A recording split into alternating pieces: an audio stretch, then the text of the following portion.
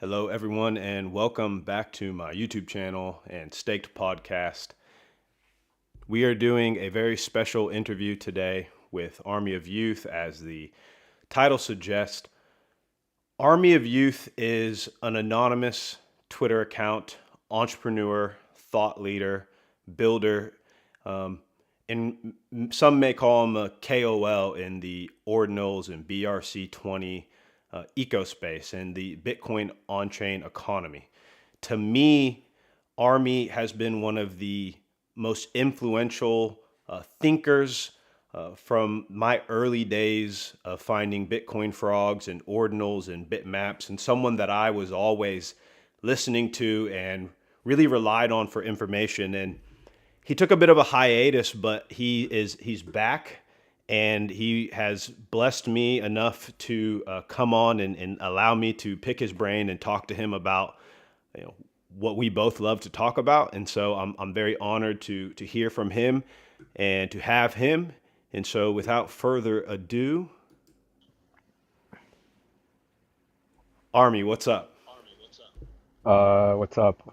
You can hear me, right? Yeah, we can hear you. Okay. All right, good. All right, let's do this. Yeah, awesome. I want to start off by saying, we've never talked, and I'm very thankful that you were willing to come and talk to me. And, you are an anonymous thought leader in Ordinals. Can you share with us how you got into the space and what inspired the creation of Army of Youth?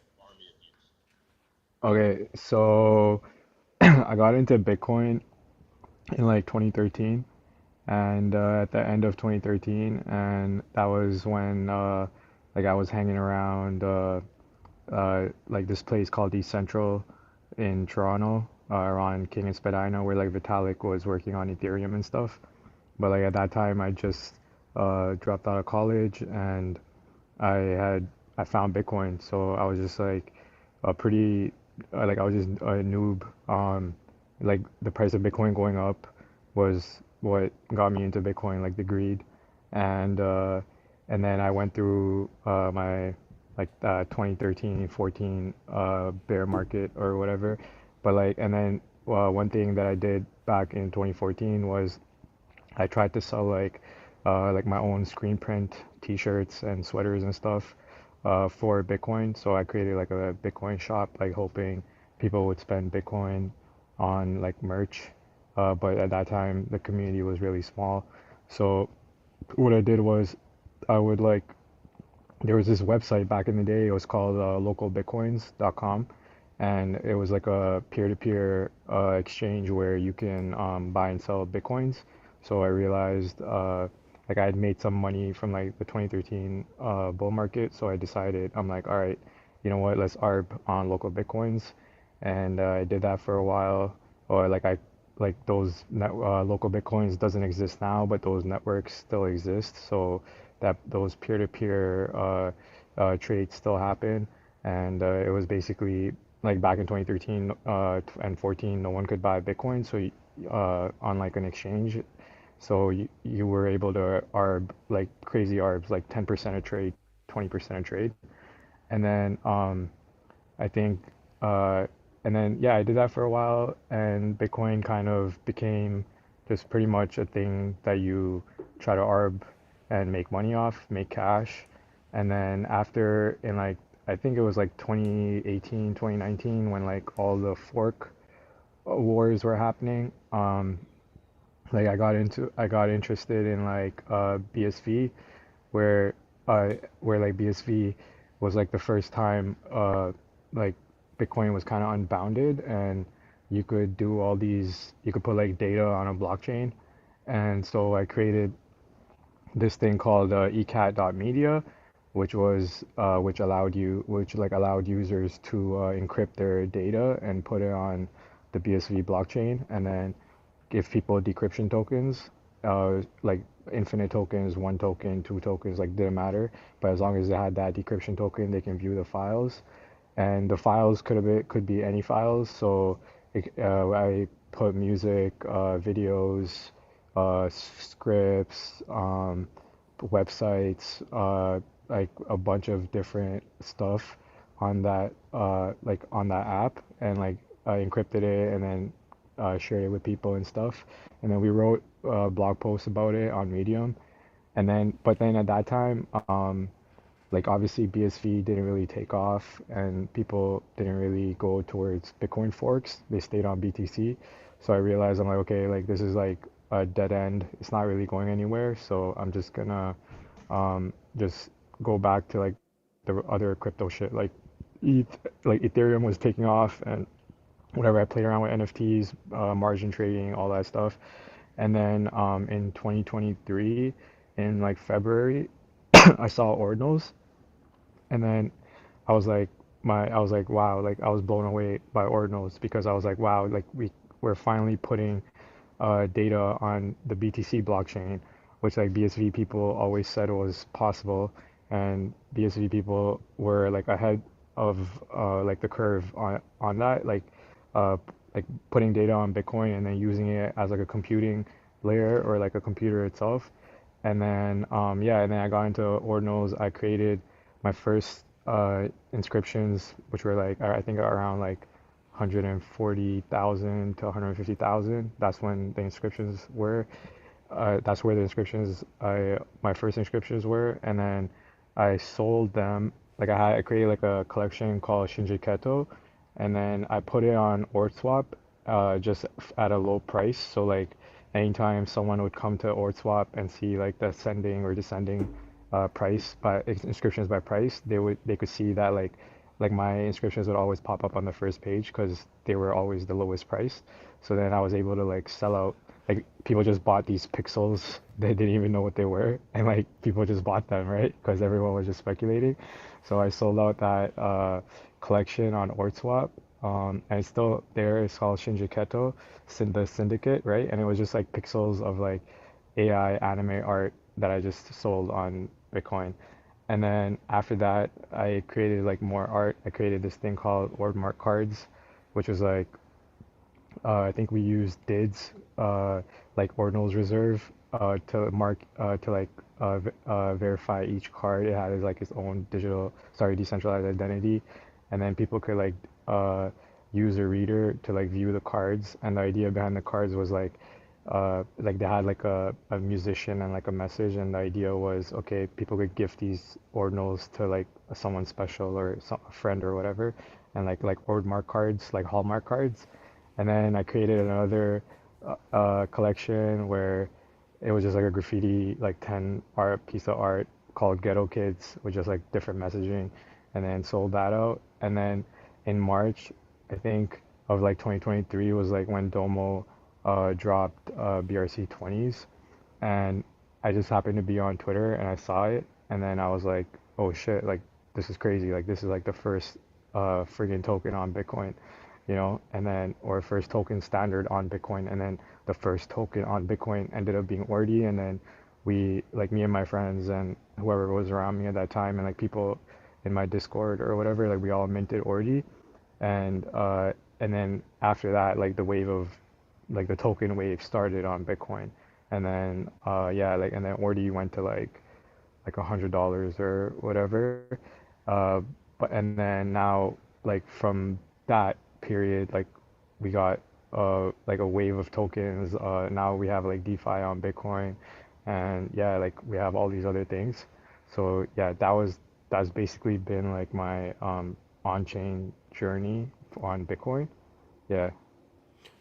Yeah, that was one thing I noticed in hearing that was it seems like there was always a just a natural inclination towards entrepreneurship and building things, starting with the clothing brand and then doing things on BSV and then finally ordinals and creating your own art.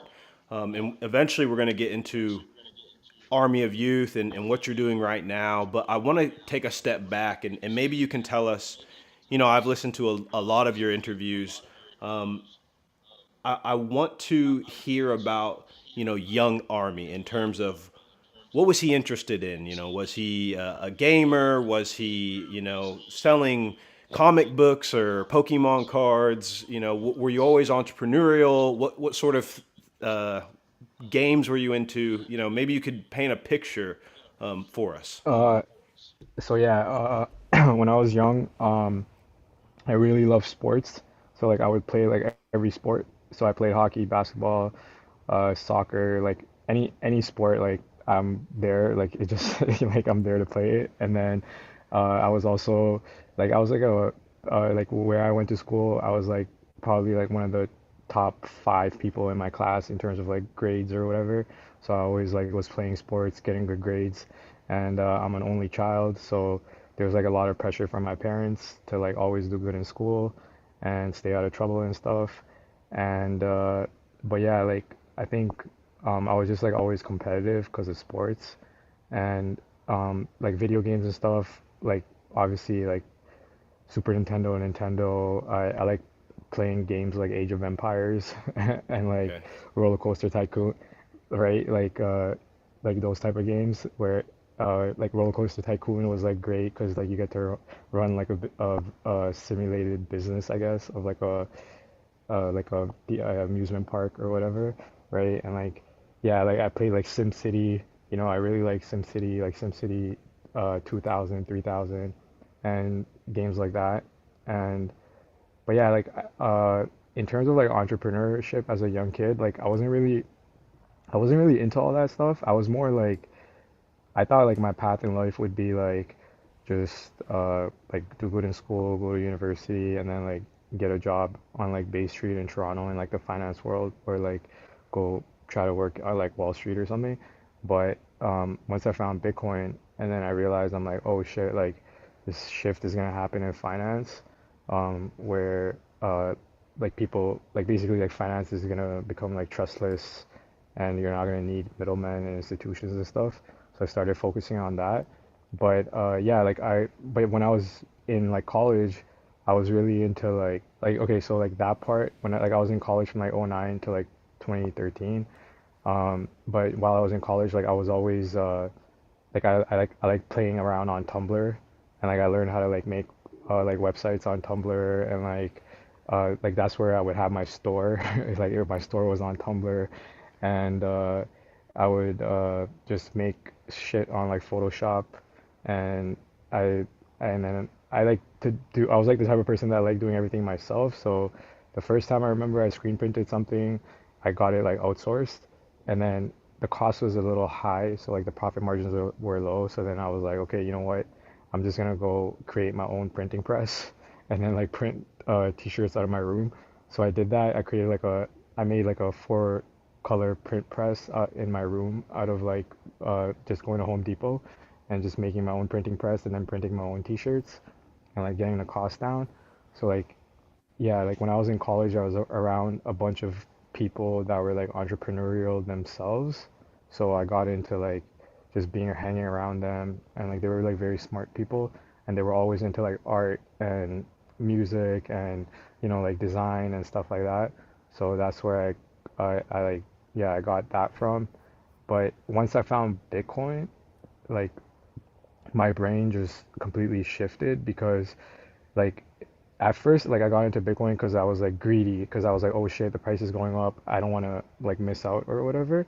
But once I got my first transaction and I understood, I was like, okay, so no one in the world can stop this, right? Like no one like, and that to me was like the most important thing in my brain that clicked, where I was like, okay, wow, like this is the future of like uh of basically how people send and receive money and store their money and hold their money and all these things, right? So yeah, like I think just screen like my first entrepreneurial thing was like screen printing t-shirts and sweaters and stuff like that on my own. And then after when I got into Bitcoin, then I got into like trading it. So like yeah, just like the whole local Bitcoin thing. So that was basically like my like young army upbringing. Yeah. But like Yeah. my parents were like really, really focused on me doing well in school, like, and that to me kind of like they didn't like let me have like a job or anything because they were like, oh, you're gonna get bad marks once you start making money or whatever. But that like I guess I would just spend my time doing other shit and like learning things on my laptop and my computer and playing games and playing sports and just always doing whatever I wanted. right? So yeah, that was like me as a kid.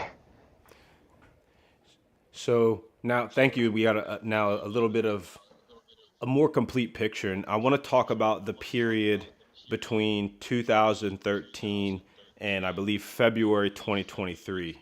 You said that you were introduced into the Ethereum community and you were working in the BSV community, and then something switched, right? Something happened, and I came much later to crypto.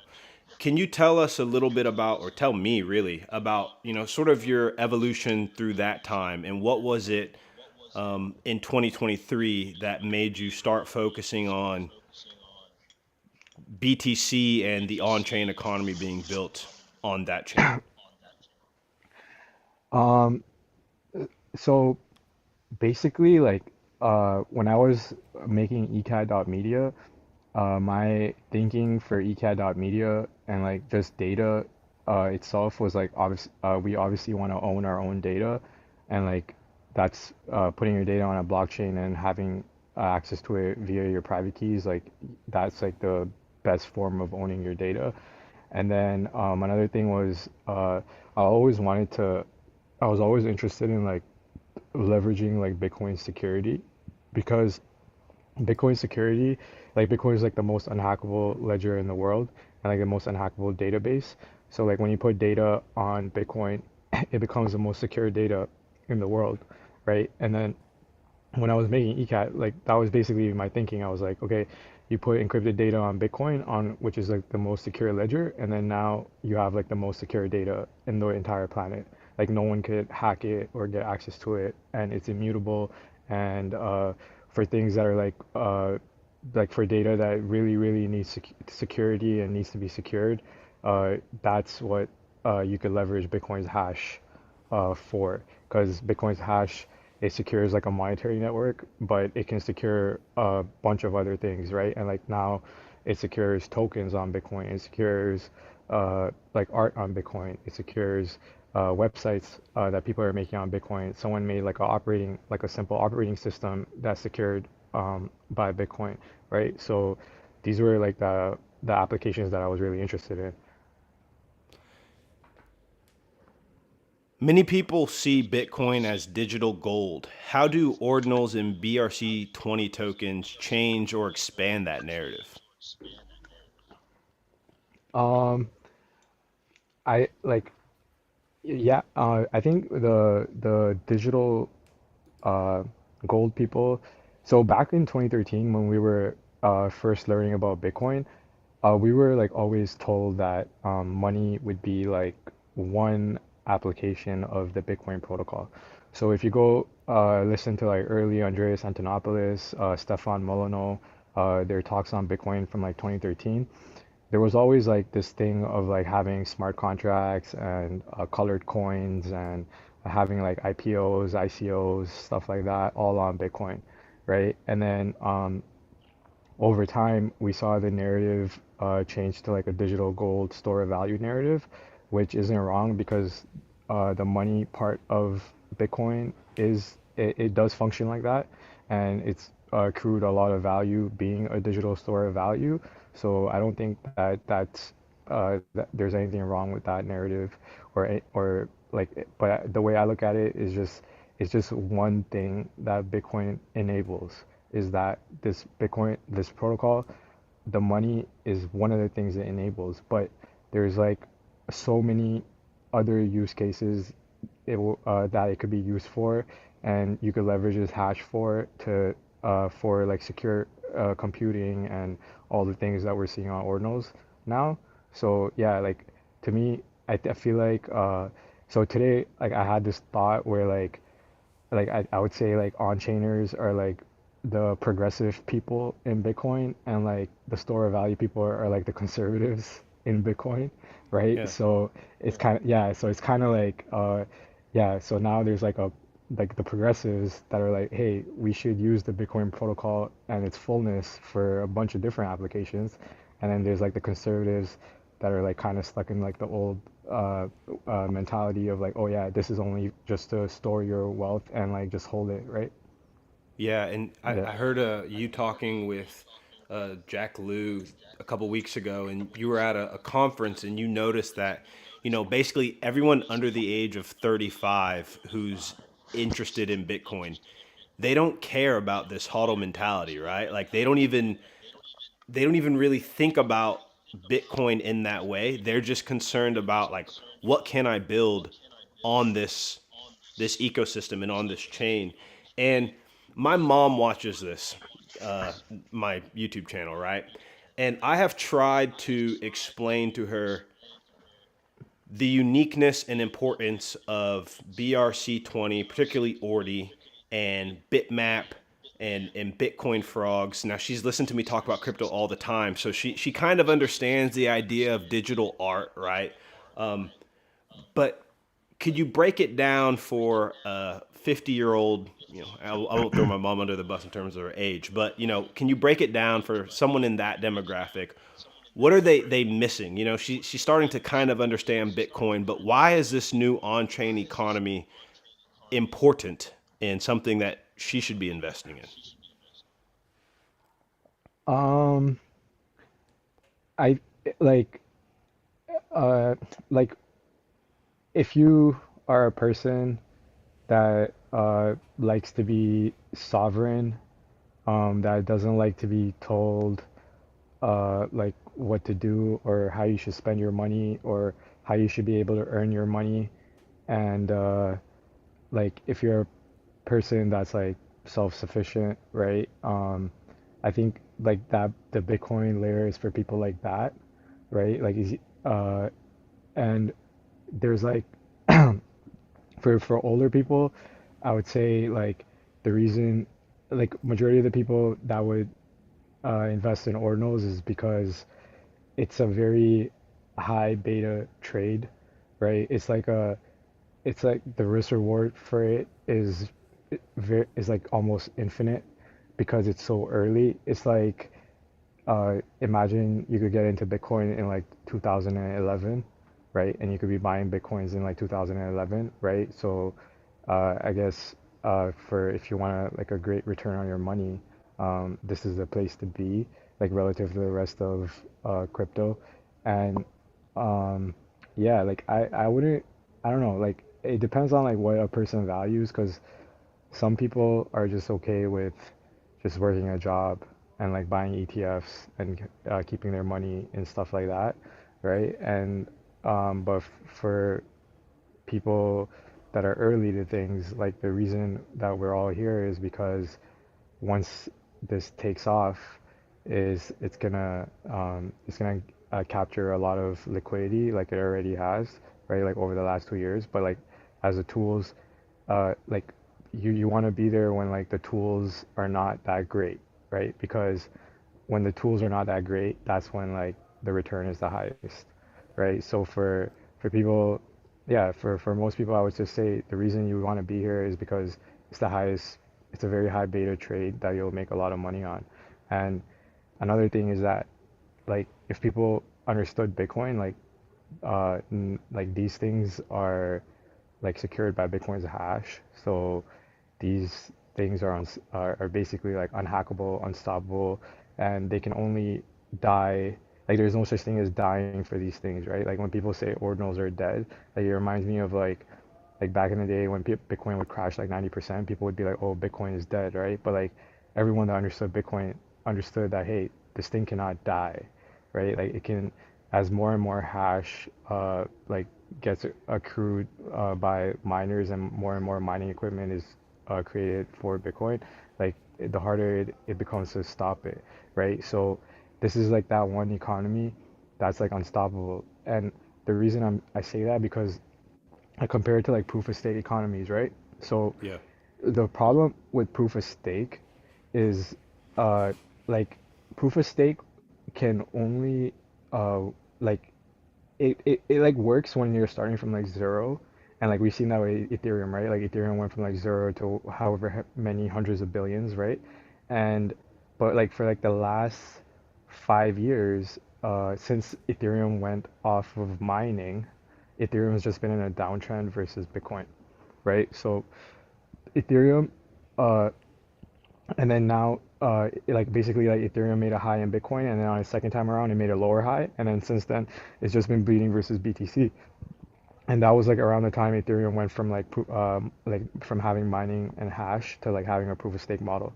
And then Solana did the same thing where like Solana uh, had a great run from zero, and then on its second time around versus Bitcoin, like it made a lower high, and then now it's gonna bleed out versus Bitcoin, uh, right? So, and the reason for that is that these proof of stake layers are inflationary, so they're like Bitcoin is like a harder money like layer one, right? So they act like fiat money versus Bitcoin. So you know how like USD bleed is like a proof of stake money, it like bleeds out versus Bitcoin over time. So in the long run, Solana and ETH and like a lot of these proof of stake networks, like once they hit their top versus Bitcoin, like it's just like they're just gonna bleed out like fiat money, right?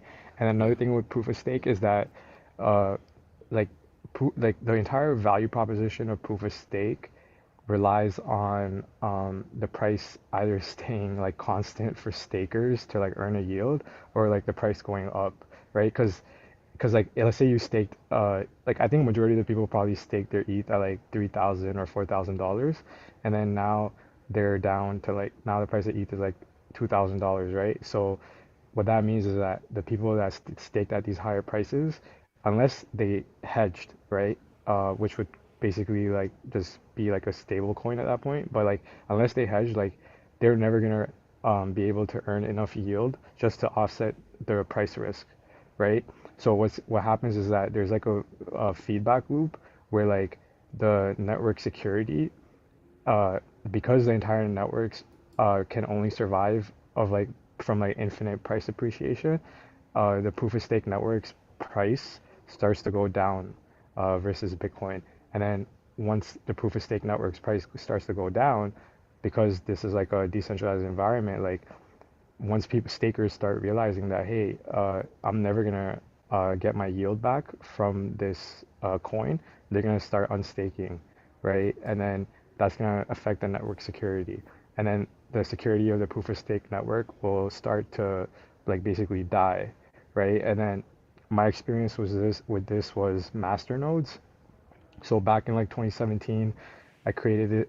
Like I was into staking too, right? Like because I thought staking was like great. Like staking is great when the price is going up, but like once the price starts crashing, like it's all fucked, right? So I created this thing called shared nodes where you can buy like master nodes back then were like priced really high. Like you needed to lock 1,000 coins to earn a yield or whatever. So like for example, Dash, you needed like 50,000 or $100,000, right, to like be able to earn yield from the master node. And what happened to like every master node coin, it didn't matter the yield, is that they just all failed. And like a lot of these master node coins were like their own chains, like sort of like yeah, like they were their own chains. And like now when you go on like masternodes.online, you just it's just like a graveyard of like proof of stake chains, right? Yes. And then Yes. yeah, and then yeah, and then now we're seeing like the same thing happening with ETH and Solana, where they've topped like ETH topped versus Bitcoin a long time ago, but like Solana just recently, like around 250,000 sats, it made a lower high versus Bitcoin, and now it's just gonna bleed to like it's just gonna keep bleeding versus Bitcoin, right? So as once they like the price stops appreciating, your yield, like unless you're hedging, like it's not gonna be there anymore, and like the people are gonna stop staking, and then the network security is gonna decline. So like this over the last 4 years, like the cost to secure ETH, sorry, yeah, I think the cost to like attack ETH is like falling, right? So like the cost to like attack ETH and Solana is in a downtrend. So it's only gonna get cheaper and cheaper as the prices go down versus Bitcoin to attack these proof of stake networks. And like the security is like tied to like price depreciation. You know, so like for proof of work, like the security of the network is not tied to like Bitcoin price appreciation. That's why like the hash is always just in a bull trend. Like the hash has always been in a bull trend for Bitcoin, right? Yeah. Yeah. So for proof, yeah, yeah. So proof of stake networks, they're kind of like they're kind of like that euthanasia loop machine where like yeah, it made a high, it made a lower high, then it's just gonna make a lower high and keep going lower and lower. right? And then the security will also just follow its price. So if ETH doesn't pump, right? Like basically like the entire like a proposition of ETH and everything is on its price pumping. And like if the price keeps going lower, like the on-chain economy is gonna die. Um, the layer one token is gonna die, and like a lot of the things people are doing are gonna be wasted. And like these proof of stake networks can actually come to a halt, right? So, but that won't happen with Bitcoin, right? Because Are someone are will always be mining. Yeah. are you familiar with Jason Lowery's Soft Wars? Is that the book about the hard forks or whatever? No, no, he's a United States Space Force major, and he wrote a book Yeah. about like Bitcoin essentially. And he Yeah. had one of the best critiques I had read of proof of stake systems, and it's totally beyond the point because I really want to hear from you, not from myself. But I had just finished the book like a couple days ago, and he said that the problem with proof of stake systems is that they rely on the same abstract power that traditional computer systems have relied on, right? Because there is no energy, there is no actual power, a decentralized power in the form of, actual proof of work backing the system, that you're essentially just replacing old overlords with new overlords, right? Yeah, So, yeah, I completely agree with that because like right now, basically like the people that were that got into these proof of stake systems early, like for example, like let's say you were a VC that got Solana at like 3 cents, right? And you were like on the ETH founding team and you got your ETH at like pennies or whatever, right? Like these people, for now, like they in their minds they're up so much on price that they're like the guys that are staking. So like they become they have like a an advantage essentially, right? Where they have the most ETH, they can stake it and they can essentially control what happens, like the changes that happen on chain. That's why you every like after that North Korea hack, everyone's told Vitalik, hey, you need to reverse the chain, right? Like you need to like roll back the chain, right? And like yeah, yeah. that, yeah. And then once you could roll back a blockchain, like it kind of takes away the Defeats the point of purpose. the, Yeah, yeah, because like yeah, like a bank can roll back transactions.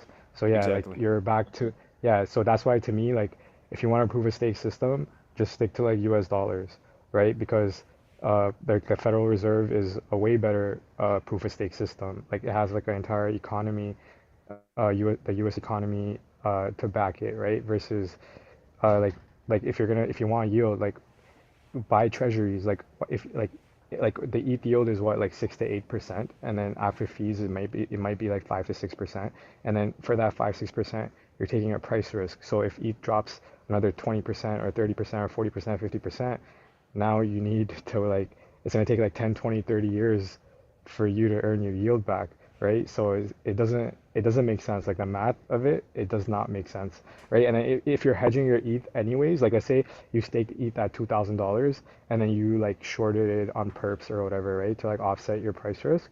But even then, like you're gonna pay a funding fee for your position, right? And then like it's gonna eat into your yield, right? So like once you like really think about where like for example like where the yield is coming from, like they say that, oh yeah, you're securing the network, that's where you're getting the yield, but it's just you're just being rewarded with like new tokens, you know, like that on an inflationary proof of stake system, just like if you bought treasuries and then you get US dollars as a return, right? They Yeah. just create that, yeah. And like with like US with like the Federal Reserve and US dollar debt, like anytime they create debt, like there's like always an asset to like back the debt, right? But like on ETH, like there's no asset except for ETH itself, right? And if the price doesn't go up, like there is no point of staking it. You know, if the price is not stable or going up, there's no point of staking it. So like for ETH, yeah, like I think like proof of stake is like completely finished because of this Yeah, reason I where should I should these, probably yeah, interrupt at this point and say, despite the yeah, name of this podcast being staked, I agree with you. It's kind Yeah. of a relic of history, the name. But I completely agree.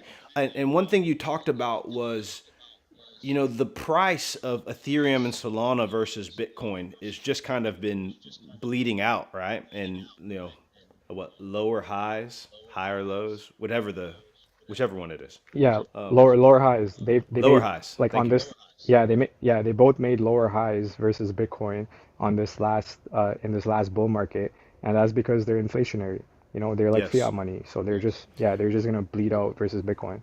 How do we see, or how do you see that compared to things like Bitcoin frogs and Ordi and bitmaps? Do you imagine that the price of Ordi goes up in terms of sats over time?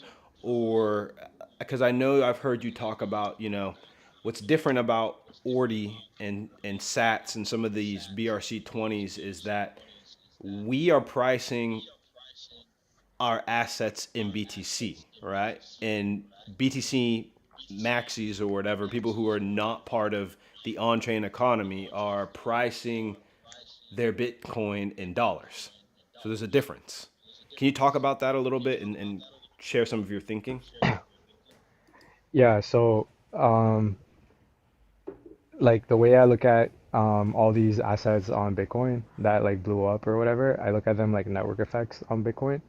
So when you like their network effects on Bitcoin that are priced in Bitcoin. So when their price goes exponential, it's in Bitcoin, right? Like you need like Bitcoin to buy these assets, right? So when these when as the network effect of this layer grows, there's more Bitcoin from the sidelines that's like not doing anything. It enters these markets, right? And then all like basically there's like 21 million Bitcoins that can enter this market, right? So that all like so as the network effect grows, uh, like more like this ordinals layer, this BTC on-chain layer, it like absorbs more of the liquidity in Bitcoin, right? So all the Bitcoins from the sidelines, they're basically like gonna hop into like the ordinal space because they want more yield, right? So yeah, like to me, these are just network effects on Bitcoin, right? So, and network effects, their equation is like y equals n to the power 2, right? And network effects, they trend to infinity, right? So this ordinals layer, it's gonna it's gonna grow like a network effect at like uh, n to the power 2, right? And it's just gonna its market price, its price in like USD is obviously going to trend to like infinity, and then its price in, relative to Bitcoin is going to trend to infinity in priced in Bitcoin, right? So that's why I look at it. That's the way I look at it. Is that Ordi is like the first token network effect on Bitcoin. Bitcoin frogs is one of the first art network effects on Bitcoin, and and like and the thing is that like solid network effects, they have like immaculate conception, that the thing Hmm. that Novel talks about, where like the way they're conceived is like without any like manipulation, and it's just like natural and organic, right? Like so when Ordi first dropped, like you had like maybe 2 or 3 days to mint it, and everyone was willing to risk maybe like 100 or 200 bucks on it. Like no one was like, oh, we're gonna have like 50% of the supply. We're gonna give it to like VCs and shit. It was just like a Yeah. natural, yeah, it was just like a natural event, like an organic event. Like when people Let me minted let me Bitcoin ask a frogs, question like no there. one, yeah, Do you think that yeah, those immaculate conceptions are necessary to catch an exponential? yeah. I think in the long run, yeah. Okay, But I in the agree. short term, like you could have pumps and dumps. So like shit that you see. Yeah, like in the short term, you could have like things like pump that fund, like where a token you can pump Yes. it from like 5 grand to like $1 million or whatever, and then it like goes to zero or whatever. Like you can definitely manipulate that with like a small amount of money, but like over time, if you want to attract like a large sum of liquidity, like people are gonna want things that are like have like good distribution, good liquidity, like not like the wealth isn't concentrated in like in like a few amount, like 40% of the supply is not in like one guy's hand. You know what I'm saying? Like shit like that. Yes. Yeah. Yes. So It's kind of the like, assets on Bitcoin, yeah, like you go. yeah. So the yeah yeah. So like all the early assets on Ordinals, because we were just like playing around, having fun, no one was like doing it thinking that, oh, we're gonna get rich, right? And that was like one of the things that that made that conception so immaculate for all these early assets, where like people were just doing it for fun. Like no one was expecting any crazy significant amount of profit that actually ended up like happening, right? But like obviously it took a little while for people to understand what was going on. But now, like now you see like like Ordinals collections where like people like the supply like few people control majority of the supply, or like there's insiders that know about it first, or whitelist to friends and stuff like that, like all these Yeah, like things that like Taproot manipulate Wizards. That shit is or like bullshit, make in my opinion. yeah like and then yeah but like but yeah like but that's the thing, like people can't you can't stop people from like behaving how they're gonna behave, right? And it's like the good example of it I think is like 0xBT, like back when like BRC20s were not that Oh big, yeah, like uh I forgot yeah, about like that. 0xBT was like a Yeah, I forgot about yeah, that. like that was like yeah, like that was like the perfect example, That was right? a Of whole like scheme. some yeah, it was a whole scheme, right? Yeah. So yeah, it's like scheme versus like non-scheme, right? And like I think Yeah, in the long run, like the non-schemes are gonna be what people go towards. I couldn't have said it any better. I've been thinking a lot about something based off of the book Soft Wars. And honestly, I'd love to send you the book, and maybe we could talk about that offline. But a tweet that you made a couple days ago struck me, and you were talking about being able to put entire websites on a Satoshi. It very much like lined up with this idea from soft wars of bit power, right? And like this idea that the individual satoshis, or bitcoins, whatever you want to call them, in the Bitcoin protocol, they are unique because they are like reverse optimized for scarcity. And essentially, I'm trying to like parrot the book right now, but can you talk to me a little bit more about like why you're able to put entire websites on a Satoshi? And then maybe we can talk a little bit about why are the bits on Bitcoin different and valuable compared to just regular bits that are, in the internet or in computers, if that makes sense. And I'm like speaking kind of way out of my expertise, but you get my question. Yeah. To be honest, like most of the technical stuff is out of my expertise too. Like for me, mainly just like I'm more of like a concept person, and like I just like to like just be a generalist, right? So like so for the websites on like a Satoshi, right? So the way I look at Ordinals protocol, like I look at like for example, like look at like a Bitcoin, like let's say a Bitcoin is like a tree stump, right? And then the every sat in like that makes up a Bitcoin is like a branch, right? Or like a root, right? And every sat can store any arbitrary value that we've already seen. So like one sat can hold like 1 million ordi, right? And like one sat can technically, so for example, like I'll give you an example. Like let's say the Federal Reserve is like, hey, we want to create $1 trillion coin.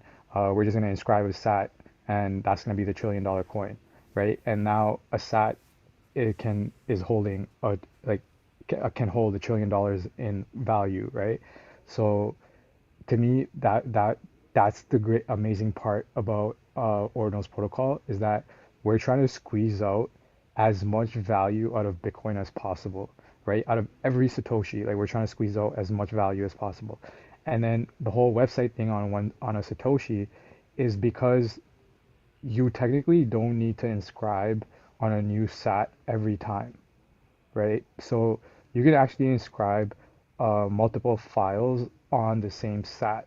And then, so for example, like you can inscribe the HTML, the JS, and the CSS of a website on one sat, right? And then you can then compile the HTML, JSON, and CSS on the same sat.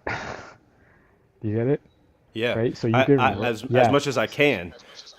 yeah. So like the way a website works is that you have like HTML, CSS, and JS on like a web server, and then like a browser like serves it to you like because of like the styling or whatever, right? CSS, and then you can see a visual.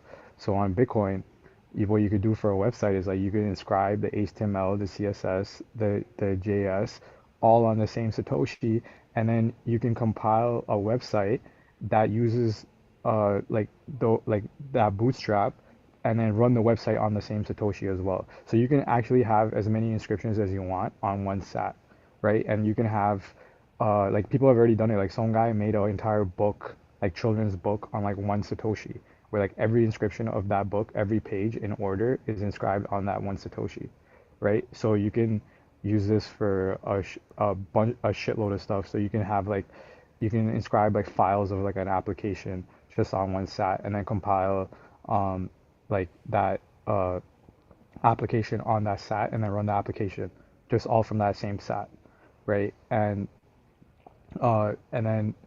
then another cool thing is that so you were asking why the bits on Bitcoin are different Yes. because every other bit on the internet is hackable, right? So the bits on Bitcoin are not hackable.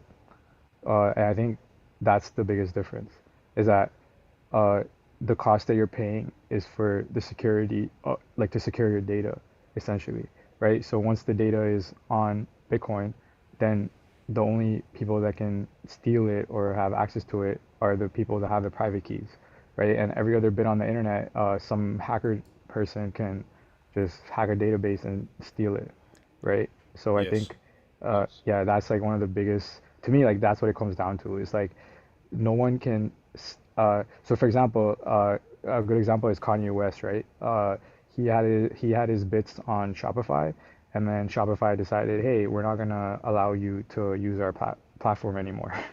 Right? So he got censored, right? So uh, but on Bitcoin, if he was to do the exact same thing on Bitcoin, no one could censor him. You know, like if he So was trying to send if he it, puts his yeah, website on a Satoshi, right? yeah. Can anyone access it even though it's held in like his wallet? So the thing is that uh, it depends on the structure of the website and like what he's trying to do with it. So you kind of have to build with like the end product in mind and reverse engineer that because you have to understand that like once it's there, like it can never be changed, right? So whatever you're trying to do, right, you can you need to like do it in a way where you get the functionality out, like the end functionality out of it without uh without like I guess future edits, right? Because everything is like version. So like if you create a website, like that first version will be on chain forever, right? It will run on chain forever, right? So like this, if you want to make an update, it's gonna have to be like a second website. It's not gonna be like an update to like the first version. So the first Mhm. version will always exist, right? And then the second version will be like the upgraded version or whatever, right? So there was a guy that I think he used to sell. He created a website to sell. Like he created an on-chain website on BSV where he was selling like like Bitcoin wallets, like hard wallets, where like you would I think you would like just order like a normal e-commerce store and you would check out from the website and it was all on chain, you know, and then the guy would ship you the the like the item or whatever to your email address or wherever or like your physical address or wherever it was supposed to be shipped, right? Yeah. So it's just that yeah, you can get the desired functionality that you want on websites on Bitcoin. It's just the way they're engineered are different because once it's on chain, it's there forever. So you have to kind of engineer it with like, okay, what am I like, what's the goal of the website, and then reverse engineer that, you know? That's kind of a good segue into, and I want to transition now to talking a little bit more about entrepreneurship and digital ownership. Um, you emphasize the intersection of Bitcoin, art, and entrepreneurship. what business opportunities do you see emerging in this space? I know you've kind of touched on it already, but maybe you can also talk about any other ideas or thoughts that you've been having. Uh, so I think like all I think majority of the businesses that are in like Ordinals now, they're not gonna last because things are gonna change so fast and like basically like whatever like even when you go look back at Bitcoin from like 2011, right? And then you go look at like a magazine or something and you see like all the sponsors and you go through all the businesses, like 90% of them don't exist, right? Because people didn't know like what they were building for or like what the demand like the immediate demand was for the product or like how to structure those businesses. And a lot of the early builders, they're not really like good business people, right? So like me personally, like yeah, I might do a lot of shit on Bitcoin, but I don't think I could run like a corporation or something, right? And these people, they're not here yet, right? So I think that like the way Ordinals exchanges are designed and the exchanges that you see today, in like a few years, like there's gonna be another exchange that's gonna be like the dominant exchange. Like it's probably not gonna be Magic Eden, right? So I like the way I look at everything on Ordinals right now is like it's really anyone's for the taking, depending on if you have a good idea or not, right? And there's a lot of things, like for example, like now that you could time lock ordinals. So I think time locking was like a very big innovation that just happened, or it not just happened, it happened a while ago, but like it was always possible on Bitcoin. But like now people are time locking their ordinals, which I think is great because, so for example, like Liquidium, right? Like Liquidium does Bitcoin loans, but all their loans are like their app is running on ICP, right? But like if someone can figure out how to like use time locks for loans, right? Because someone locks an inscription for like a week or 2 weeks, right? Into a loan, and then someone offer, and then like whatever, like you create a loan application around time locks, right? And you can do a bunch of other stuff like have like options, and you can have uh like you could have like something like HODL locker where like you're organize like you organize like social media posts or news via time locking and like what gets the most attention, right? So yeah, like there's like so many applications right now in my brain that you can build on ordinals that are have not been built yet, right? And even something like I thought a Bitcoin browser would be here now by now where like you can just have because I remember back in the day on BSV there was like bottle browser. uh so yeah, like there's like the opportunity of the Bitcoin browser. There's opportunities with creating operating systems on Bitcoin. There's opportunities with creating like options platforms, loan platforms, even um oh, and even like an auction platform. And there's like a lot of in like the current marketplaces, I see a lot of opportunity where things are permissioned and making them permissionless, right? So, for example, on Tri Gamma, like if you want to sell a print, they like curate, they need like all this information off of you, like, and then they decide, oh, if they want to accept you or not, right, for your Bitcoin Yeah. art. But yeah, so like just stuff like that. Like if people make things more permissionless, more people will use their platform. But yeah, like right now, I see like a endless possibility of tools that can be built on Ordinals, right? And even maybe down the line, if like I think like BTC will eventually.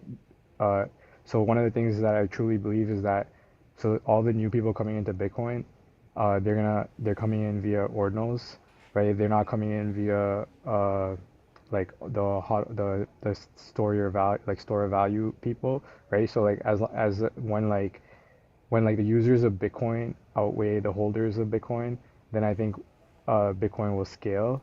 And then once that scaling happens, and like you could put more data on chain, then you could get like crazy apps. Like so, there's this app on BSV called TDXP, which was like a perps trading app on BSV, right? So yeah, like these type of applications are possible. Like where you could have decentralized perp trading on BTC. You could have loans, you could have auctions, you could have like with time lock you can have like new like marketplaces, and yeah, like it's just right now I think we're still at like close to zero in terms of like what's going to be possible in a few years. I want to give a quick shout out. Jack Liu just joined us on YouTube. So shout out to Jack Liu. Another, obviously, the two of you guys have been extremely influential to me. But based off what you were saying, Army, so there's kind of two routes I see. There's the normie person who has, sort of no creativity, and then there's people who are entrepreneurial, maybe artistic, and what is the smartest thing that the normie person can do? And then I've also heard you kind of talking about, hey, if you are someone who is artistic, one of the best things you can do is start putting your art on Ordinals and just, put your stuff out there. Um, and maybe you could talk about that a little bit as well too. Yeah, for normie people, I would say like if you just want to make money, just buy like all the assets on Ordinals that are like immaculately concepted, right? So like the non-scheme assets, like the ords, the bitmaps, the early art, and then I would say always as a normie person, like always look for like new inscribes that are very cheap, right? So if you can inscribe something for like $4 or $5, like a piece of art that you like, just do it. Like it's you don't know what its future value could be because it's just random. Because it's like all the people inscribing early, like no one, we were just inscribing like we inscribed like hundreds of BRC20s, but like maybe like a handful got value, right? But that value that those handful of inscriptions got would like exceeded all the money that was spent on all the other inscriptions, right? So I would say for normies, like if you buy like good the assets that have like good communities, good network effects, like I think Bitmap has like one of the best network effects, and like Ordi, uh, and all the good art communities. And if you can't afford like a $4,000 piece of art, then start inscribing like whatever cheap mints that you come across that you like, right? Or like something that you have access to for like a whitelist. Because like I inscribed like some guy's art, like I think it was like a small artist. Like to inscribe his art was like $50. He had like 100 pieces. It was called Symphonies, and like now like his art is worth like the floor price for the art is like 150 or like $250. So like even inscribing like just a few months ago like it's made a 5x just off those inscriptions, right? And then what was the second part that you said? Of You, the for the artistic people, like people who are Oh yeah, so actually more for creative. art people, yeah, so for creative people, um, the reason we put our work on Bitcoin is for preservation purposes, right? We put our like work on Bitcoin because we wanted to live as long as possible. There's no other place in the world where you could put your artwork or your writing or your code or like anything or in any database that's gonna live beyond yourself aside from Bitcoin. You know what I'm saying? So in terms of like that like if you're a person that wants to preserve your work till Bitcoin ends or till time ends or till whenever this thing ends, like you want to put it on Bitcoin, right? And to me, like like obviously you're an artist, it's like imagine you could like like the pyramids like 5,000 years ago, like the people that put like the hieroglyphics or like preserve their art on like the pyramids or like in like stone tablets or whatever, right? And then those tablets lived like thousands of years later. So technically, once humans like become like a multi-planetary species and people start using Bitcoin on like Mars, right? Then like your work will still exist on Mars and it'll exist on Earth. So like in terms of preserving your artwork, there's no better way to do it now than on Bitcoin, right? Like if you draw a physical painting, it can burn, like the freaking museum can burn and all the art is destroyed, right? If you like for example, if you like create an NFT on Ethereum or Solana or whatever, like they don't go on chain. They're on like IPFS, and like that could die, and then your artwork is gone. There's already a lot of NFT collections where people stop paying the bill, and now all the artwork is gone, right? So if you once you inscribe it on Bitcoin, it's gonna exist till the end of time, right? Like if you believe Bitcoin can't be destroyed and nothing can destroy it, right? Then for then just for preservation purposes, you should put it on Bitcoin. And then secondly, if you're trying to monetize your art, if you're a small artist, like for like myself or whatever, like for example, like like I put out like that streetwear digital art collection on Bitcoin, and like to me, uh, just because it's on Bitcoin, like I don't know if you ever read the book The Long Tail, right? I Okay, have not. okay, so yeah, so the long tail is basically it like describes like how most retail businesses work is uh I think majority of like their money comes from like 2 to like 10% of their product, and then the other 90% of their product just sits there, and like like when someone buys it, then they make money, right? So Amazon makes like Amazon does that, like where people try to monetize the long tail with their products. And then Bitcoin to me is like the best long tail because like once your work is on Bitcoin, like you have like this ledger is like everywhere in the world. So like the market that you're able to access is like global, right? And then once it's on Bitcoin, like everyone can see it, right? So once they go on ordinals.com, or like they see inscriptions, or on Explorer, like people can see it. So what ends up happening is that the more and more people see it, like someone out there is going to be like, oh yeah, let me buy the work of a smaller artist like me, right? So I was able to sell like 8 pairs of digital jeans for like $10 on Bitcoin. And like even though there's 300 items, right, and it may take a little longer, but like it's basically like I'm monetizing the long tail on Bitcoin. So like the top 10% of assets will like get all the volume, and like they'll get all the attention, but like the remaining like 90% of people on the tail, right, they'll still be able to monetize their work off Bitcoin. So like my advice to people is like if you're a nobody, just like either get other people to inscribe your art onto Bitcoin, or inscribe it yourself and then just put it up for sale, because just by like the amount of eyes that are on this thing, and then just like probability wise, like someone will come around and like be like, hey, I like this, and they'll buy it, so that's why I think like Bitcoin is a great long tail.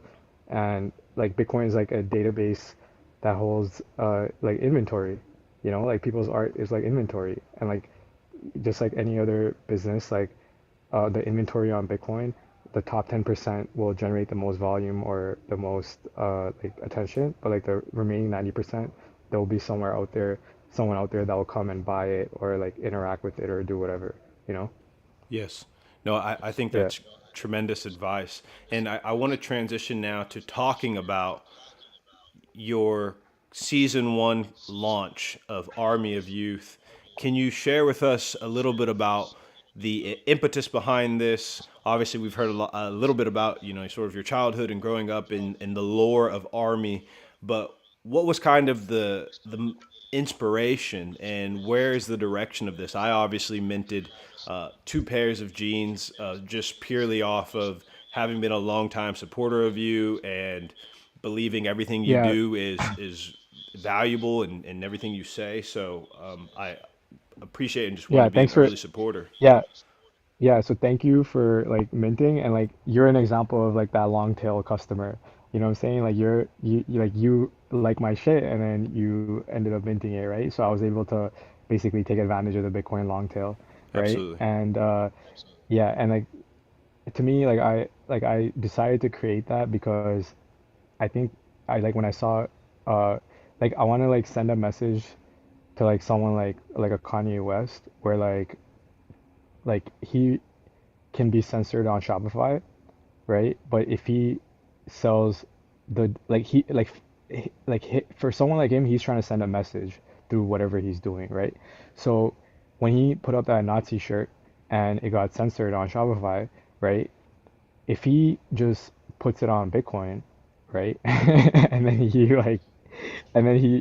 no one could censor him, Yeah. and I'm Yeah. not, yeah, yeah, no one could censor him, and it doesn't matter if he sells the digital version or the physical version, right? And it's probably better he sells a digital version of it because that way It'll live people forever. in real life, it'll live forever, and he'll be able to monetize it at the highest price possible, right? And he doesn't have to sell like he doesn't even have to create physical inventory anymore, right? So if me as a person, I'm like a nobody, and I'm able to sell 8 pairs of digital jeans, imagine like that 8 pairs of digital jeans that will live forever till the time ends. So imagine if how many digital jeans Kanye West can sell, right? Like how many digital t-shirts he could sell, That's right? a really And no good one could point. stop him.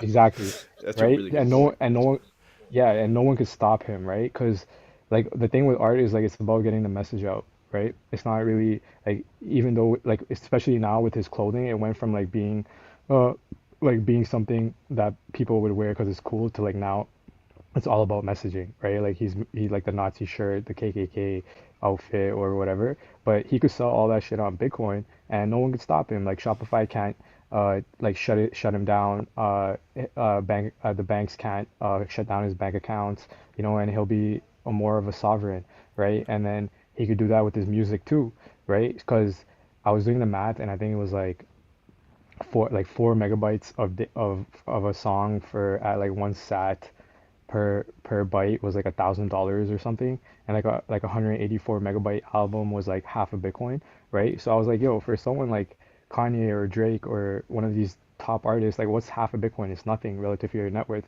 So why don't you take your music, put it on chain? It's gonna live till the end of time, and then you can monetize it however you want to monetize it, right? So that's like the kind of like the idea behind like this streetwear collection. And another thing that I did was like I didn't care about the file size. So like I got the file size to be as like small as possible, but still like where people can view the image without it being like too pixelated, right? And then people ended up minting 120 KB file, right? So like I like so to me like it shouldn't matter if you're an artist and you want to put your work on Bitcoin, like you shouldn't care about like the file size or whatever, because a lot of people they think that, oh, people won't mint their work because the file size is too big, but I prove that it doesn't matter what the file size is. Like people are minting 100 kilobyte, 120 kilobyte of my work on Bitcoin, and they're paying like $36, $50 or whatever to do that, right?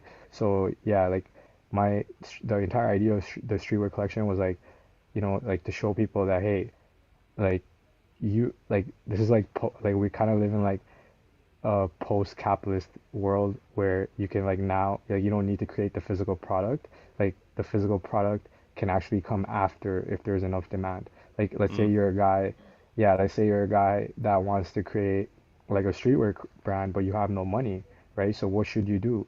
You should create a collection of your mock-ups, right? You should put it up on like a Ordinals bot or an Inscribe now or whatever, right? And then and then price it and let people buy the digital version of your mock-ups. And then once, like, it doesn't matter what the price is. Like I price mine at $10, right? So off of 300 pieces, I'll make like $3,000. But someone could price it at $50 or $100, right? And if people end up buying it, right, then you can actually get enough money off those digital prints where now you can actually produce the physical product, right? So it's actually a way of like you could do it either or. But it's actually easier to like monetize the long tail on Bitcoin for your digital pieces of like clothing or mock-ups, and then once people mint it out, and then you have the money now you can create like physical pieces, right? So that's one of the ways to connect it to the real world. And yeah, like if you're an artist that doesn't have the money to produce or manufacture real life goods, you should just be creating digital goods, putting them on Bitcoin, putting a price on them, and no one can stop you. Like that's the best part about it. Like no one can stop you. That's one of the reasons I love listening to you talk is your brain works in a way where you are able to come up with ideas, and it's a gift that you have. And I want to dive into something that we've touched on, but we haven't been able to go as deep as I would like to. And it's specifically talking about bitmaps. And I want to hear you sort of give your, for lack of a better word, thesis. But what are people missing about bitmaps? What do they not understand about bitmaps and its potential, and what is currently being built, and what could be built on bitmaps? Um, so bitmaps, so every other metaverse, that has existed, I think what is it, Sandbox or some shit, or like Mana, Oh yeah, there and was like they're all like Decentraland and Sandbox. decentralized. Yeah, yeah, yeah, Yeah, yeah. decentralized sandbox. Yeah, so these were like all like VC owned and funded, where like all the token supply and all that stuff is like all schemed or whatever, right? Like proof of stake games. And then Bitmap is like this open metaverse that is just based off Bitcoin blocks, like and Bitcoin transactions, right? And has like all this metadata that's associated to each bitmap that can be visualized, that can be like monetized and a bunch of different stuff, right? But like the way I look at Bitmap is that right now, it's still very early where people are building the tools. Where, for example, you could have a bitmap, like like on Cyber. Have you ever used on Cyber? Right? No, I have not. Okay, so on Cyber was like basically like like a digital art gallery where you could like have like all your NFTs in like a digital art gallery, and like the art gallery is like designed like however you want it, but like the art gallery is actually on a centralized server or whatever. But like with Bitmap, you could have like your Bitmap that's like an art gallery, and you can have like all the inscriptions in your wallet or whatever like in that art gallery on your Bitmap. So like when people want to access the art, or people want to view the art or whatever, or like they want to buy your art, you can just be like, hey, you can just go on this to this bitmap and like go into my go view the art gallery, and then like in the metaverse, and like make a purchase, right? And then another thing you can do is like you can have uh like one thing that people would do on cyber was like have like meetups, right? So people would have these meetups where like people would like watch a movie together on like a big screen and on cyber, right? So uh, and then people could, you could like issue tickets to people to enter the meetup in your bitmap or whatever, right? So the way I look at bitmaps is that right now the tools are not there, but eventually there'll be the tools for you to like monetize the attention that your bitmap is getting. So you'll be able to earn a yield off of every bitmap, right? So once people start earning, it's like renting out a real life property Hmm. where like yeah, like in a real life property, you rent it out to somebody, they pay you rent, and then you get a yield out of it every year. But like right now, like let's say a bitmap is like $20, but you can somehow figure out a way to like make like $5 off your bitmap every year, or like make like $100 off your bitmap every year, right? And eventually people will figure these things out, right? And then that's what will unlock the value of bitmaps, where once people start figuring out, hey, how can I make a business on this Satoshi, like this bitmap, right? And how can I start earning yield, right? Whether it's like by creating a digital art gallery where I sell my art, or just creating a digital space where people want to hang, right? Or like having like a gated, like for example, like imagine you had like a gated metaverse on your bitmap where like people can only buy a ticket to get in, right? And then that's where like for like a like alternative to Discord kind of. You get it? So like Yes. eventually people, yeah, so people will like be able to, yeah, like have like an alternative to Discord on like your bitmap or whatever, So once people start figuring out how they can make money off of each bitmap, or like their own bitmap, then people will like then the value, like the ultimate value of bitmap will be unlocked. And then the value of bitmap could go like extremely high, because let's say let's say your bitmap is making like $500 a year, right? So like just like in profit or whatever. So like if you want to go sell it, you can sell it for like 5 grand, like 10 times earnings or whatever, or like 5 times your earnings, and someone will pay you 2,500 to like $5,000 for your bitmap with the business in your bitmap. Like you can have a bitmap where it could just be billboards for advertising. Like that million, that million pixel advertising page where the guy sold like each pixel. Yes. Yeah, like you could have like for example, like you could have like something like a digital Times Square in your bitmap, right? And then people can view it and then see like you could be getting paid by advertisers and generating yield that way, right? So it's just a matter of people being coming up with creative and like new ways to monetize like the metaverse that they own. And it's not owned by like Zuckerberg, or it's not owned by other people, right? It's not owned by a corporation. It's like you own your bitmap, so like you own this piece of digital land, right? And you can Yes. yeah, and then you can monetize it however you want to monetize it, like by in like creative ways, and then you can earn a yield off of it. And the best part is like no one can stop you. Like no one can stop this, right? Yeah.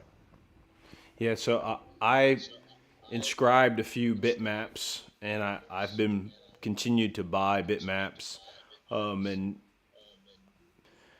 am a bitmap holder. I've never sold any bitmaps, but it seems as though, and correct me if I'm wrong, everything you're saying, I can envision. I see it. I am someone who like believes in the metaverse and believes in all of these like digital worlds and different assets and business models and things that we can't imagine right now.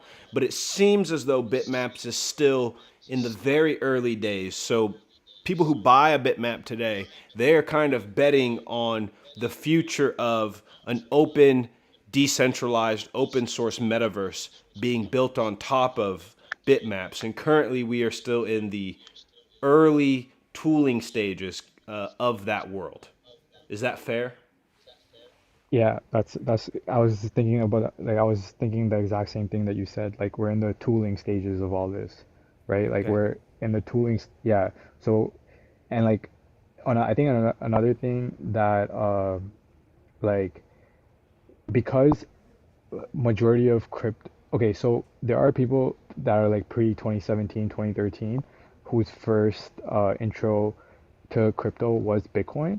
But I think like after 2017, majority of the people in crypto, their first intro to crypto was like Ethereum and Solana, right? So a lot of the developers, a lot of people, uh, they there's like a lack of Bitcoin developers basically, because everyone went to like proof of stake chains and like went for like that quick money, right? But like now, like once people realize that like, oh shit, like proof of stake is not going anywhere, like it's just like a fucking wheel, that where it's just like, oh, there's another proof of stake that's better and faster, and then there's another proof of stake that's better and faster, and then there's another one, right? Like it never stops, right? And like they're all funded by VCs and just to dump on people. So once people realize, like people just have to realize that, hey, like I can't be stopped when I'm working on Ordinals, and I can't be stopped when it's on Bitcoin, and it's gonna exist forever on Bitcoin. And then we're gonna get like more developers on Ordinals where people are building the tools for all these things to be enabled, right? And it's just gonna take some time. Like it's just still year two in like the Bitcoin economy, you know? Like Yes. we Yes. yeah. Yeah, so think about it. Like you have to like envision like, yo, this thing's gonna exist for the rest of time, right? And we're in like the second year of it, right? So think about like how like think about how much more shit is going to be ahead of us versus what's behind us, right? Yeah. It's almost as if like Yeah. the last what Bitcoin launched in 2008. So what almost 20 years. I'm really bad at math. It seems like for the last 20, almost 20 years, Bitcoin has been building up its infrastructure, right? So that it can be decentralized and unstoppable. And now, since early 2023, we've kind of entered into this new world in Bitcoin in which all these proof of stake blockchains that were being built were like almost the demos of what was soon to come on Bitcoin, in like kind of like proof of concepts, right? Because that was kind of what brought me to Bitcoin frogs early on when I first saw it. Was it reminded me of Bitcoin punks. It's like, oh, I've seen this before, right? And but it seems like we are in year 2 of building what will be the on-chain, and I say that capital O, capital C, meaning there is something different about being built on Bitcoin as opposed to being built on Ethereum, right? There's something technically different based off Yeah, of the way it's that this thing is it's structured. yeah, I think it's sustainability. Yeah. Like I think when you build on Bitcoin, things will be more sustainable and they'll last as long as Bitcoin lasts, right? And then when you build on proof of stake, everything is like hinged on the price of the fucking layer one. Like once ETH's value goes lower versus Bitcoin and USD, like its security is gonna go away, right? So Or everything the that was built, governance of some people who have the coin, right? Some arbitrary yeah, decision makers and power makers versus with Bitcoin, it's just energy. exactly. It's just like there's nothing in Bitcoin that you get for free, right? Like everything has to be like you have to bring some sort of work up front. Like you don't just get to like lock Bitcoin in like a fucking pool, liquidity pool and earn some weird token for yield, right? Like that doesn't work here, right? Like so like want to if you want Bitcoin in any way, shape, or form, you gotta you gotta like you gotta use your time. So go work a job and bring the money up front and buy the Bitcoin, right? You gotta mine it. Like you gotta buy all this equipment, make this investment, pay for energy, and create the Bitcoins, right? So there's no place in Bitcoin where you're just getting Bitcoin for no reason. Like with ETH, you just lock 32 ETH, and like now you're supposed to get like a few ETH every year, right? And this inflation that's there, right? And all proof of stake is dependent. It's all hinged on the fact that the price needs to go up forever, and if it doesn't, then all the yield just evaporates, right? And in Bitcoin, there is no yield without risk. Like in Bitcoin, any yield that you want in Bitcoin, there's risk involved. There's no risk-free yield in Bitcoin, right? I Yeah, like that. There's no risk-free yeah, yield in Bitcoin. I um yeah. I want to transition because it's getting close to I appreciate all the time you've given me. My wife has made dinner for me and I got to go eat here soon, but I want to talk to you particularly about mindset because one thing I have appreciated about you is your conviction. And I've listened enough to you to know that you prioritize your mental health, your physical health, and having sort of strong conviction comes from having a resilient mind, blocking out noise. I wrote down this question, so I'm actually going to pull up my notes.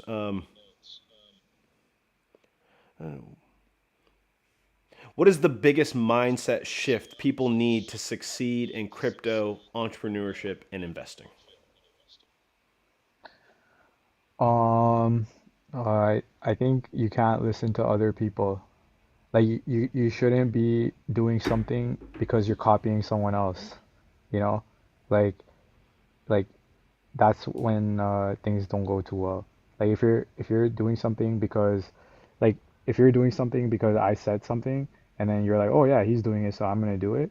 Right? Like you shouldn't do it like that. Like for me, like yeah, I always listen to people that are like smarter than me, and I always take what they have to say like super like if someone's smarter than me, like I'm definitely listening to them like and their logic makes sense.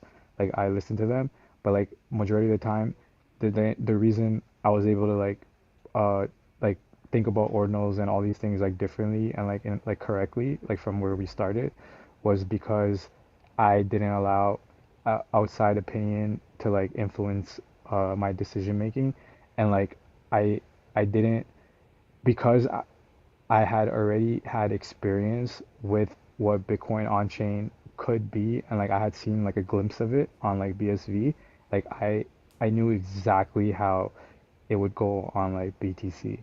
So like when people try to tell me, like at the start when Ordi first started, there were so many people that were like, "Oh, this is so dumb. This is so stupid. It's not gonna go anywhere." Or like, they were like, "Oh, what's the point of this?" Blah blah. And then, but like in my head, I was like, "Oh shit! Like, there's like a risk economy that's emerging.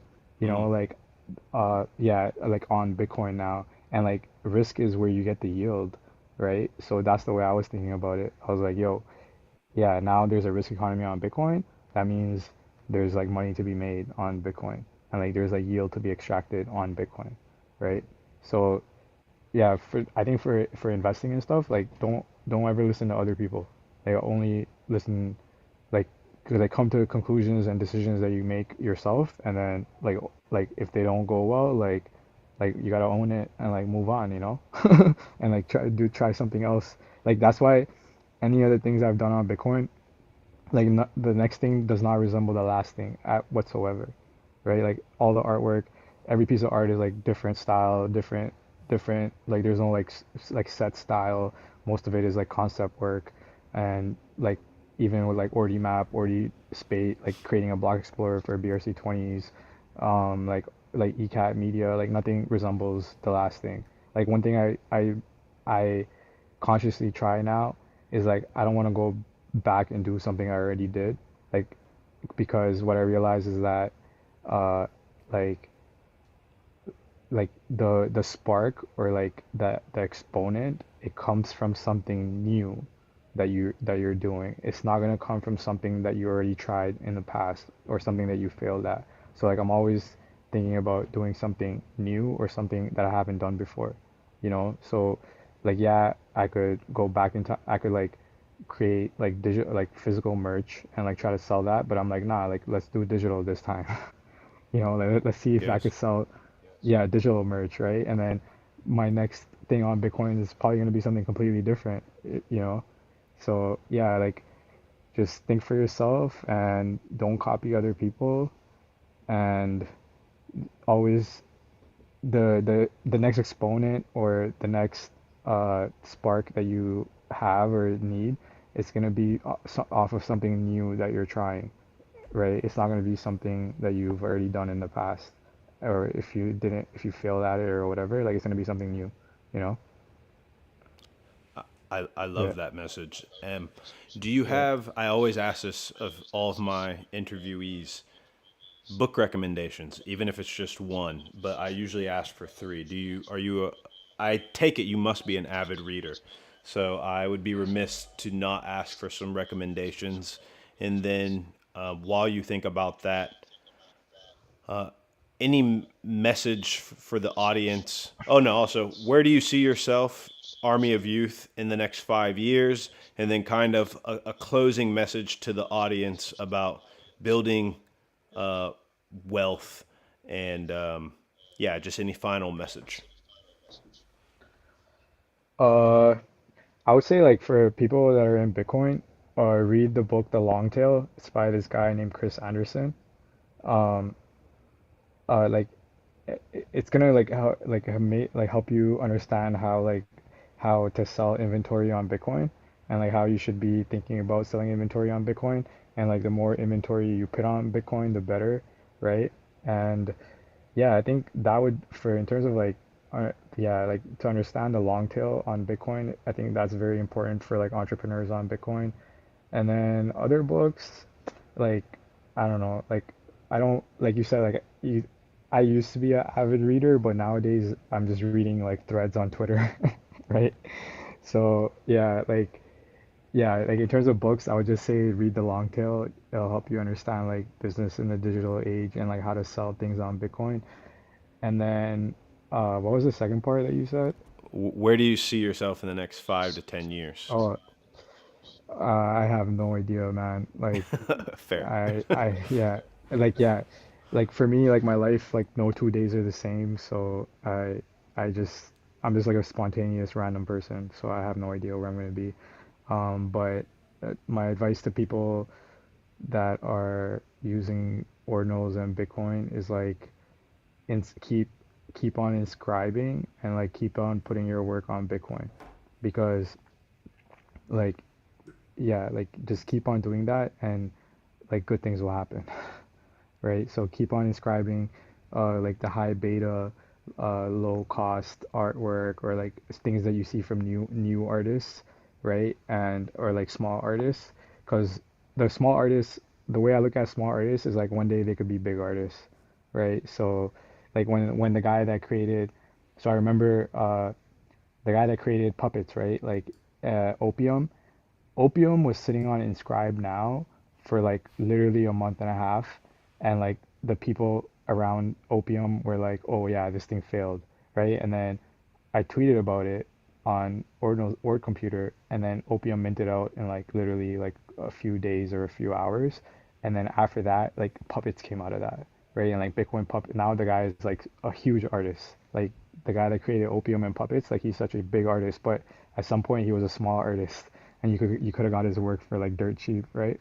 Yes. So yeah, like yeah, I would say like look for like like put your own work on Bitcoin, whether it's code or you write poetry or you make digital art or you like whatever it is, like you can put any file on Bitcoin, create applications, and then like uh, inscribe like things from like smaller artists and that are like cheap and like obviously inscribe your own work and sell it and like yeah, just buy some bitmap and dabble in like all these different things in Bitcoin, like because like right now we don't have we have like a limited amount of tooling to extract yield for ourselves in Bitcoin, but eventually like the tooling will get very vast and become like more better, and then you'll have like more ways to like make money off of like the things on Bitcoin and stuff.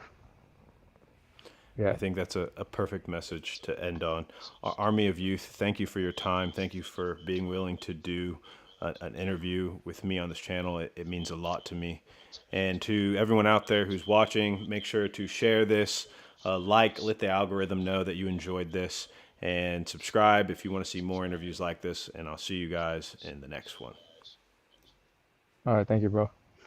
Thank you. Take care. You too. Yeah.